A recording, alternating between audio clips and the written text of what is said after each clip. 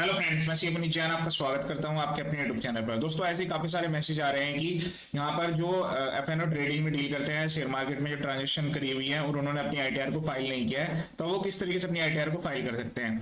तो मैं आपको इसी चीज एक तो क्लियर कर देता हूँ कि आपको जो है किस केस में आईटीआर फाइल करना मैंडेटरी होता है और किस केस में आपको आईटीआर फाइल नहीं करनी होती है। ठीक है, तो यहाँ पर जो है इंडिविजुअल के लिए यहाँ पर जो क्राइटेरिया है वो प्रोवाइड किया जाता है कि जो इंडिविजुअल पर्सन है उसके लिए जो है इनकम टैक्स रिटर्न में क्या टैक्स रेट एप्लीकेबल होते हैं, किस तरीके से टैक्स स्लैब चलते हैं। बिजनेस प्रोफेशन के लिए यहाँ पर जो है टैक्स स्लैब प्रोवाइड किए जाते हैं। तो अगर आप एफएनओ ट्रेडिंग में डील करते हैं तो बिजनेस प्रोफेशन के केस में आपको यहाँ पर आईटीआर 3 का ऑप्शन दिया जाता है कि आप जो है आईटीआर 3 फाइल करिए। ठीक है, तो इसमें आप जो है अगर आईटीआर 1 फाइल कर देते हैं या आईटीआर 2 फाइल कर रहे हैं या आईटीआर 4 फाइल कर रहे हैं तो वो गलत है। ठीक है, तो सबसे पहले आपका एप्लीकेबल जो फॉर्म है वो आईटीआर 3 फॉर्म रहेगा। ठीक है, तो ये जो फ्यूचर एंड ऑप्शंस में जो डील करने वाले हैं, जो ट्रेडिंग करते हैं, तो मैंने आपको उसके लिए यहाँ पर बता दिया है।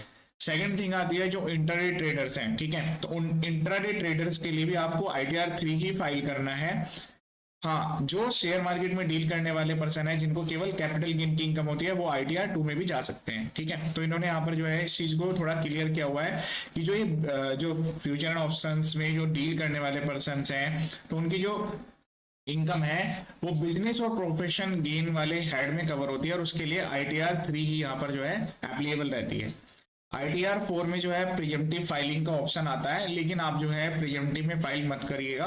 प्रिजेम्पटिव की अपने टर्म्स एंड कंडीशंस हैं, एक बार आपने उसको ऑप्ट कर लिया तो फिर आपको जो है 5 इयर्स तक इसमें आईटीआर फाइल करनी होगी 6% या 8% का प्रॉफिट देते हुए। तो उसके लिए भी यहाँ पर कंडीशन दी हुई है कि ये पर्सन है जो कि आईटीआर 4 फाइल नहीं कर सकते, तो आपको ये चीज ध्यान रखते हुए फाइल करनी है। बाकी अदर कंडीशन भी इसमें रहती है, तो बेटर जो है आप आईटीआर 3 फॉर्म फाइल करें।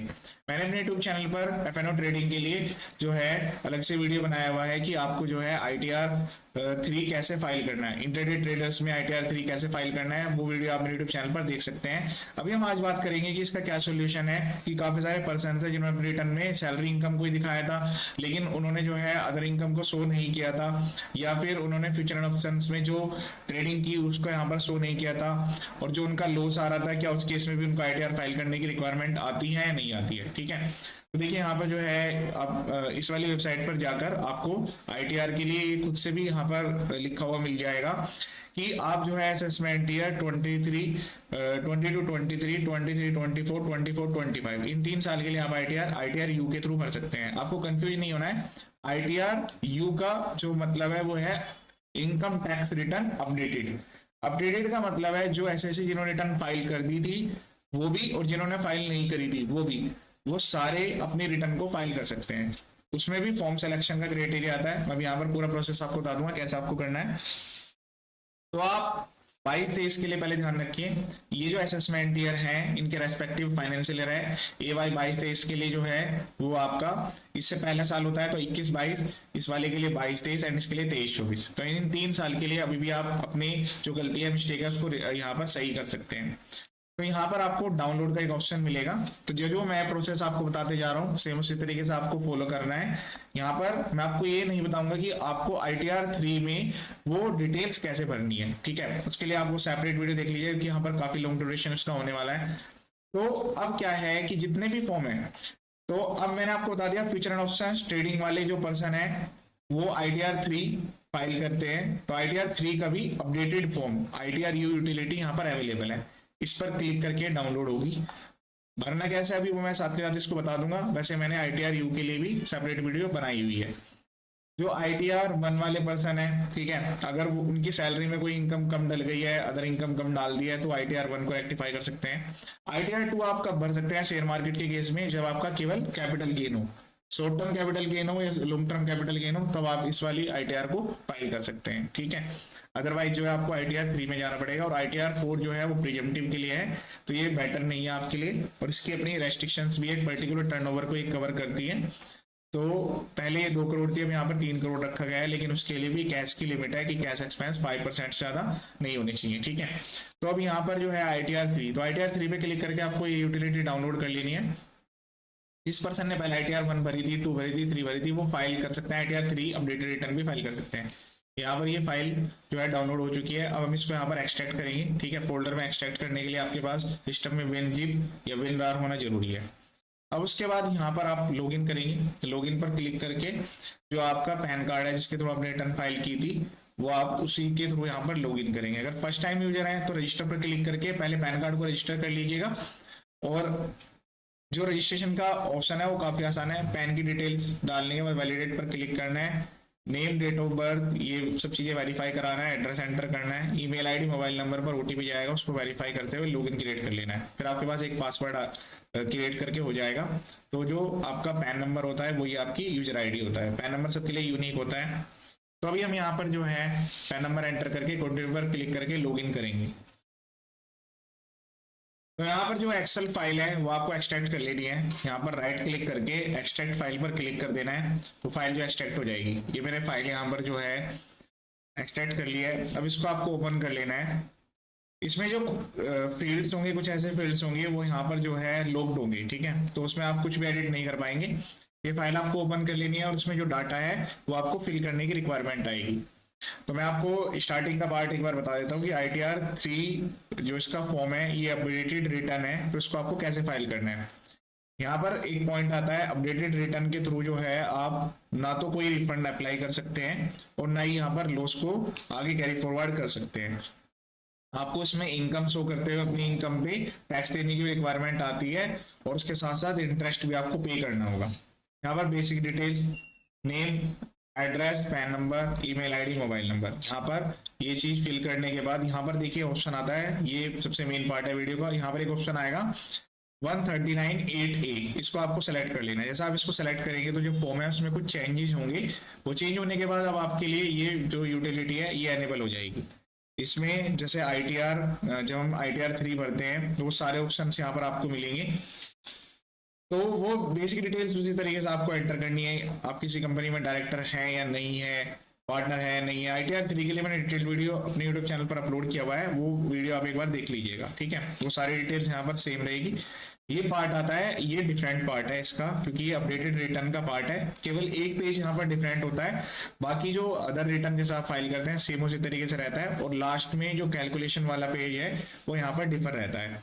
ये एक्सेल फाइल का हम क्या करेंगे, एक्सेल फाइल डाउनलोड करने के बाद यहाँ पर आपको डिटेल्स ऐड करनी है। डिटेल्स फिल करने के बाद सबसेट को वैलिडेट करना है। यहाँ से एक फाइल जनरेट होगी जिसको JSON फाइल बोला जाता है, जनरेट JSON फाइल। जब आपकी रिटर्न कंप्लीटली भरी जाएगी आप इसको जनरेट कर पाएंगे। अब इसमें ये समझ लीजिए पहले कि आपने पहले रिटर्न फाइल की थी, अगर फाइल की है और इसमें इनकम को नहीं दिखाया है, एक्सपेंस को नहीं दिखाया है, तो फिर आपको जो है यहाँ पर यस करना है। अगर फाइल ही नहीं की थी तो नो करना है। जैसे आप नो सेलेक्ट करेंगे तो ये दोनों चीजें हट जाएगी। यस सेलेक्ट करने के बाद आपको जो आपकी जो ओरिजिनल रिटर्न है उसका यहाँ पर आपको एक्नॉलेजमेंट नंबर और डेट यहाँ पर लिखने होंगे। अगर फाइल की है यस तो यस यहाँ पर करेंगे कि ठीक हमने यहाँ पर टाइमली फाइल की थी, टाइमली फाइल के लिए 139.1 है, और अगर बिलेटेड की है तो अदर्स में, ठीक है। उसके बाद ITR का टाइप, अब जैसे आपने ITR सपोज करें 1 फाइल की थी, अब आप 3 भी फाइल कर सकते हैं। उसका एक्नॉलेजमेंट नंबर और डेट ये हमें यहाँ पर पोर्टल से ही मिल जाएगा। ये मैंने लॉगिन कर लिया, लॉगिन करने के बाद ऐसा पेज आता है। यहाँ पर व्यू फाइल रिटर्न्स पर जाकर आपको ये चीज मिल जाएगी डायरेक्ट चेक करने के लिए। तो देखिए इस पर्टिकुलर डेट में ITR फाइल की गई थी और यहाँ पर प्रोसेस हो गई है, तो इसकी डेट भी आ रही है और एक्नॉलेजमेंट नंबर दोनों यहाँ पर आए हुए हैं। तो ये आपको यहाँ पर लिखने होते हैं, ठीक है। अब ये अपडेट करने का रिटर्न का रीजन क्या है कि पहले आपने रिटर्न है फाइल नहीं की थी तो पहले वाला ऑप्शन आएगा। इनकम जो है आपने प्रॉपर्ली रिपोर्ट नहीं की, रॉन्ग एड्स में शो कर दी। Reduction of carry forward losses, कि आप जो है लॉस को कम कर रहे हैं, अनएब्जॉर्ब्ड डेप्रिसिएशन को कम कर रहे हैं, टैक्स क्रेडिट को कम कर रहे हैं, या आपने गलत टैक्स रेट लगा दिए थे, ठीक है। तो ये इसमें ऑप्शंस दिए गए, कोई अदर रीजन है तो अदर रीजन भी आप यहाँ पर एंटर कर सकते हैं। उसके बाद आता है कि क्या आप ये जो आपका assessment year, relevant assessment year है, क्या उसके 12 मंथ्स के अंदर फाइल कर रहे हैं या 12 से लेके 24 के बीच में फाइल कर रहे हैं। ये ऑप्शन सेलेक्ट होगा। ये तो सबके लिए पर्सन स्पेसिफिक है, बस ये डिटेल्स यहाँ पर सेलेक्ट करनी है। पहले फाइल नहीं की थी तो नो सेलेक्ट कर लीजिएगा। बाकी डिटेल्स जो है यहाँ पर आ जाएगी कि आप जो है क्या रिटर्न फाइल नहीं करने के लिए एलिजिबल है। यहाँ पर यस पर क्लिक करना है, दोनों केस में यहाँ पर यस पर क्लिक करना है। बाकी nature of business, balance sheet, trading account, P&L account, ये सारी डिटेल्स इसी तरीके से भरी जाएंगी जैसे हम नॉर्मल ITR में भरते हैं, ठीक है। यहाँ पर आप जो है TDS को क्लेम तो कर सकते हैं लेकिन रिफंड नहीं ले सकते। तो सैलरी की डिटेल्स, अगर आपकी सैलरी है सैलरी की इनकम यहाँ पर आएगी, अदर सोर्स की इनकम भी इसमें कवर है, कैपिटल गेन की भी कवर है, प्रोफेशन बिजनेस प्रोफेशन की भी यहाँ पर कवर की जाती है, और हाउस प्रॉपर्टी से कोई इनकम है वो भी। तो सारी हेड्स ऑफ इनकम आपको यहाँ पर मिल जाएगी, ठीक है। इसके लिए जनरेट जेसन पर क्लिक करके फाइल जनरेट कर लेनी है। अब अपलोड कहाँ पर करनी है, तो यहाँ पर फाइल रिटर्न पर क्लिक कर देना है। यहाँ पर करंट असेसमेंट ईयर या जिस भी असेसमेंट ईयर के लिए आप सेलेक्ट करना चाहते हैं, तो देखिए अब यहाँ पर 22-23 के लिए भी आपको ऑप्शन मिल जाएगा। हाँ, 21-22 के लिए शायद ऑप्शन ना मिले, तो 21-22 के लिए आप रिटर्न फाइल नहीं कर सकते, तो अभी 22-23 के लिए कर सकते हैं। इसकी 31 मार्च 2025 लास्ट डेट है। यहाँ से आपको थर्ड वाला ऑप्शन लेना है 13980। ऑडिट वाले केस में यहाँ पर कवर नहीं कर रहा हूँ कि आप ऑडिट के लिए लायबल है, तो मैं नो करके यहाँ पर प्रोसीड करूंगा। जो भी फॉर्म भरना है आपको भर सकते हैं, ITR 1 2 3 4। इसके लिए सबके लिए मैंने डिटेल वीडियो बनाई हुई है, ITR 1 2 3 4 5 6। बाकी सारी detail same as it is रहती है, बस थोड़ा टैक्स कैलकुलेशन में डिफरेंस आ जाता है, तो सिस्टम ऑटोमेटिकली कैलकुलेट कर लेता है यूटिलिटी के थ्रू। 13980 तो आप अगले साल के लिए असेसमेंट 23-24 के लिए भर सकते हैं, 24-25 के लिए भी भर सकते हैं, ठीक है। तो इस तरीके से आपको ये प्रोसीड कर देना है। मैं भी आपको 24-25 के लिए बता देता हूँ। जैसे आपने ITR 3 भरनी है, तो कंटिन्यू पर क्लिक करें, कन्फर्म पर क्लिक करें। इससे पहले एक बार इसको रीड कर लें। अब यहाँ पर जो हमने JSON फाइल जनरेट की थी वो यहाँ पर अटैच होगी है, ऐसे अटैच होगी डायरेक्ट। आप किसी भी जगह से उसको अपने जहाँ पर भी आपने सेव किया, जैसे मैंने डेस्कटॉप पे यूटिलिटी सेव किया तो फाइल भी डेस्कटॉप पे ही आएगी, तो वहां से मुझे इंपोर्ट करनी होगी, ठीक है।